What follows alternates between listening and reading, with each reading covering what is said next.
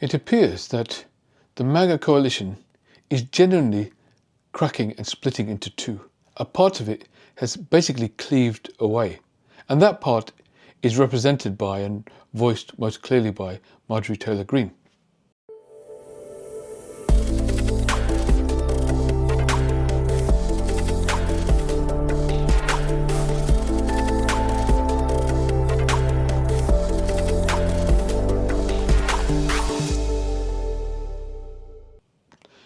Now, what appears to be underlying this is that something that we've heard consistently from the Maga coalition is that they are there for the children, is that their philosophy, their politics, their voting record is fundamentally about protecting children.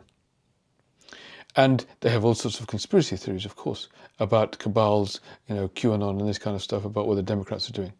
But for the first time, when the Epstein files issue came about, when Trump administration started to refuse to release the Epstein files, it became evident that actually the people who, at the very least, are trying to protect those who harm children are the Republicans. Now, this sent a section of the MAGA base into some kind of bewilderment, into a disorientation. You see, it appears that the Trump base, the MAGA base, were divided into two kinds of people. Those who just said that they wanted to protect children as a performance. It was a sort of performative protestation. It wasn't real. And those who genuinely did have empathy and care for children. So two parts of the base, really. And they may have been misled by conspiracy theories and other areas, but at the end of the day, their heart was in actually trying to protect children, even if they may have gone astray in that process. And the other lot didn't really care about children in the first place. That was just something, a convenient issue that they could use to throw against others, enemies of Trump. The fact is that they never cared. So those who actually had the remotest consideration, empathy, concern, compassion for abused children are now speaking up and saying, you know what, there's no reason why we shouldn't be releasing the Epstein files. They've been saying this for a while. And you see, now it looks more possible that a vote will pass the House that will require the release of the Epstein files, because all this time Mike Jackson, Speaker of the House, has waited weeks and weeks and weeks to swear in the new member who was elected in Hawaii. And he did that in order to stop the Epstein files being released, because it only required one more vote for the Epstein files to be released, because a handful of Republicans were willing to vote with the Democrats to get those files released, one of whom was Marjorie Taylor Greene. Now, as this person is being seated into Congress, it looks like there will be a majority to force the release of the Epstein files. And what is Trump doing at this time? He's personally getting involved in bullying and cajoling those Republican representatives who may vote with the Democrats to release the Epstein files. It's not only now his staff and chief of staff who are calling these people. Trump himself is calling people, like Lauren Boebert and others, directly pleading with them to vote against the release of the Epstein files. Clearly, there is something that is worrying him. Clearly, he has something big to hide. And clearly, those people who are concerned with protecting children, or rather than protecting the abusers of children, are willing to call him out and stand firm against him.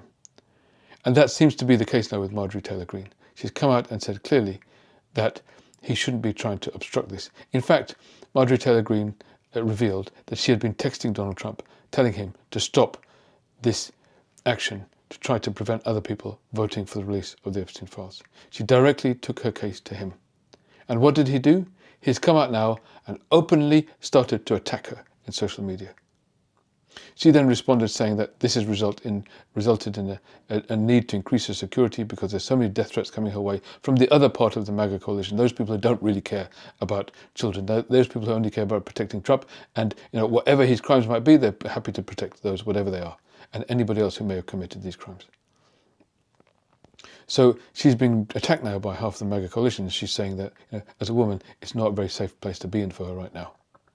And so she sent a message out on social media in which she was unambiguous about her feelings about Trump. And this is what she said. President Trump just attacked me and lied about me. Apparently, this is what sent him over the edge, the Epstein files.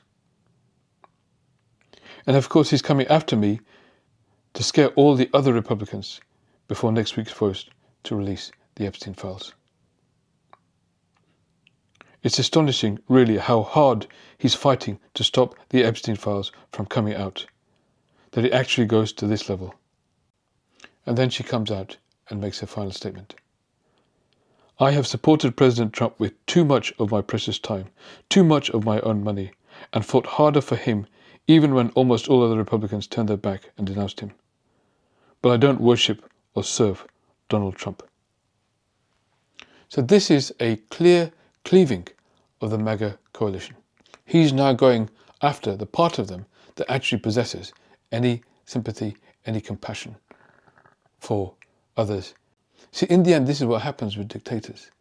Their circle of supporters gets narrower and narrower and narrower as people are challenged by one challenge after the other.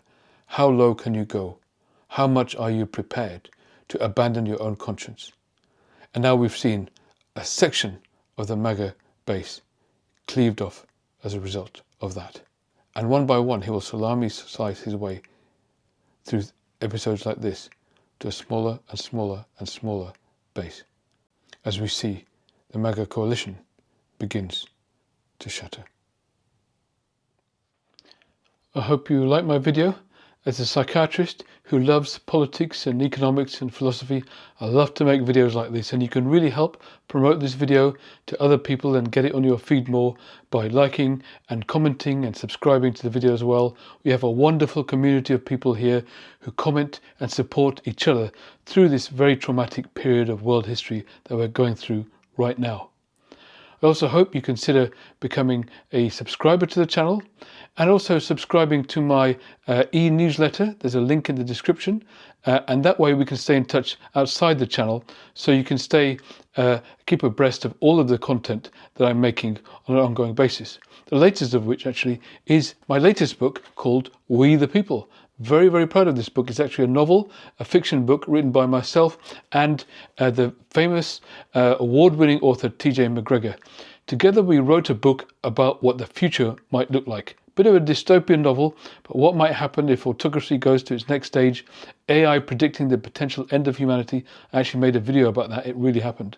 And how things might pan out in this dystopian world, and actually how a band of committed, passionate, progressive people managed to change the trajectory, and not in the way that you think. It's not just by running a candidate and opposing the autocrat, but actually by deepening the democracy that we have and engaging in a real participatory form of democracy that sort of shifts the needle and gets us back to basics and helps us sort of rebuild our democracy. And that's within the context of a really compelling, gripping story, a bunch of fascinating characters, and I assure you, you will not be able to sort of stop turning the page until you get to the end of the book. That's what all the reviewers have said so far. Lots of people love it, and I hope you can get it. You can get it on Amazon, any of the global Amazon bookstores out there. Please do order your copy of We the People. Just put We the People Russell Razak and you'll be able to find it inside Amazon as well. Also, I hope you consider becoming a member of the channel. You can subscribe to a couple of different membership levels. All members of the channel also get some free ebooks that I produce once a month. You can buy those ebooks too from russellsbooks.com. That's russellsbooks.com, and every month I produce a new ebook on that channel, which is really about, these are the non-fiction books I produce with my team, which is really about how to learn about the world around us and the psychologies of the people who govern us, but also how to learn about ourselves, deepen our own self-awareness in a way that helps us navigate this difficult world we're in right now. So those are sort of self-help books that are produced every month, and if you're a member of the channel, you get a sort of 100% discount on those books every month. Otherwise, you can go to russellsbooks.com, as I say, and buy them anytime you like. I really hope you can become a part of this community, as I say. So this sort of supportive community, validating and helping each other, is really worth being a part of, and I hope you can join us as we all join forces to create a better tomorrow together. Thank you.